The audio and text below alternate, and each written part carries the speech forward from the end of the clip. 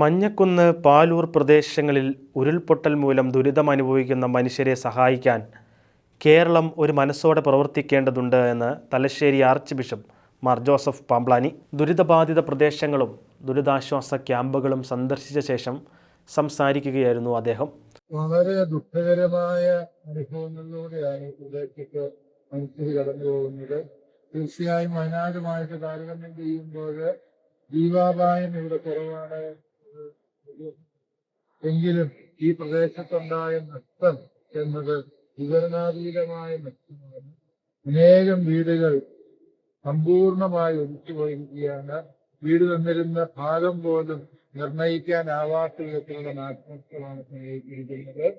അതോടൊപ്പം തന്നെ നമുക്കറിയാവുന്ന വലിയൊരു കാര്യം, അനേകം വീടുകൾ ഇനി ഉപയോഗിക്കാനാവാത്ത വിധത്തിലായിത്തീർന്നു എന്നുള്ളത് മറ്റൊരു ദുഃഖകരമായ സത്യമാണ്.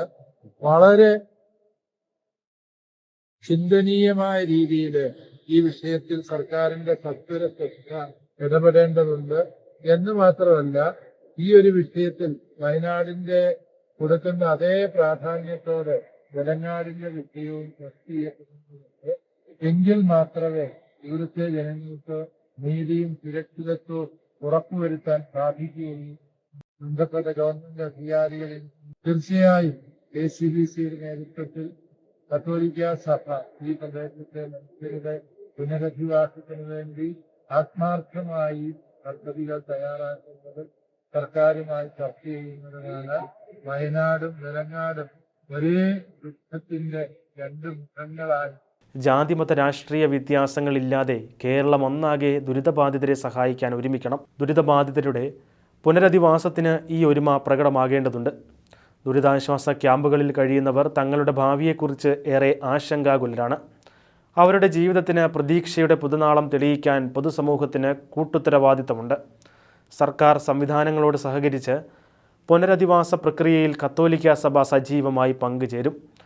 അതോടൊപ്പം ഉരുൾപൊട്ടലുണ്ടായ മേഖലകളിലെ ദുരിതാശ്വാസ പ്രവർത്തനങ്ങൾക്ക് തലശ്ശേരി അതിരൂപത സാമ്പത്തിക സഹായവും വാഗ്ദാനം ചെയ്തിട്ടുണ്ട്. ഇതിനായി അതിരൂപതയിലെ എല്ലാ പള്ളികളിലും അടുത്ത ഞായറാഴ്ച പ്രത്യേക സംഭാവന ശേഖരിക്കുന്നതാണ്.